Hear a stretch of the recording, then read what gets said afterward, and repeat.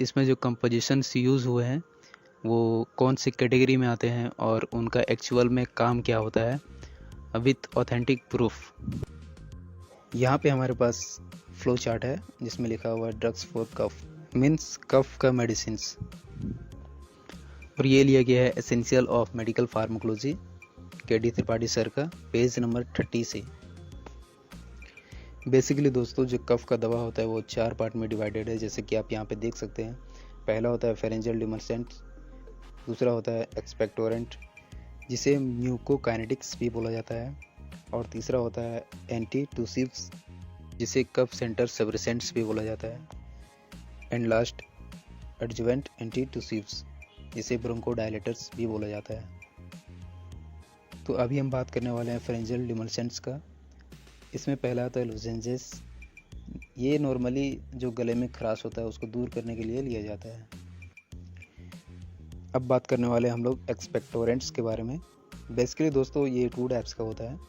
पहला होता है सिक्रेशन इनहेंसर्स और दूसरा होता है म्यूकोलाइटिक्स।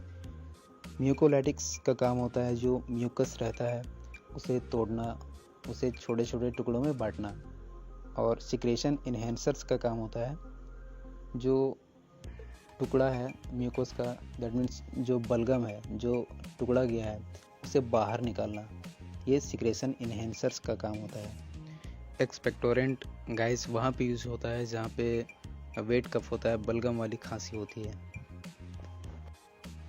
और गाइस अभी हम एग्जाम्पल के तौर पे ब्रोजीट को लिए हुए हैं जो एक एक्सपेक्टोरेंट है, वेट कफ में काम आता है। चलिए इसके बारे में जानते हैं। यहाँ पे टेरब्यूटेलाइन सल्फेट जो इसमें क्लियरली नहीं दिख रहा है वो एक ब्रोंकोडायलेटर्स है जो अस्थमा के पेशेंट के लिए बेस्ट है। एम्प्रोक्सोल जो म्यूकोलाइटिक्स में होता है जिसका काम होता है बलगम को तोड़ना, और साथ ही साथ आप देख सकते हैं ग्वाइनफेंशन जो सिक्रेशन इनहेंसर्स में आता है, इसका काम होता है टूटे हुए बलगम को बाहर निकालना।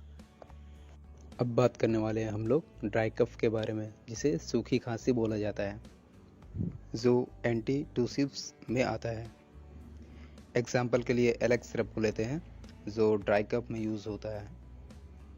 आप देख सकते हैं यहाँ पे डेक्स्ट्रोमिथोर्फन जो नन अपोर्ट्स के दूसरे नंबर में है, और ये बेसिकली कफ को ठीक करता है। और फिर आप देख सकते हैं यहाँ पे फिनाइलफेरिन जो सर्दी से नाक बंद हो जाता है उसमें आराम देता है।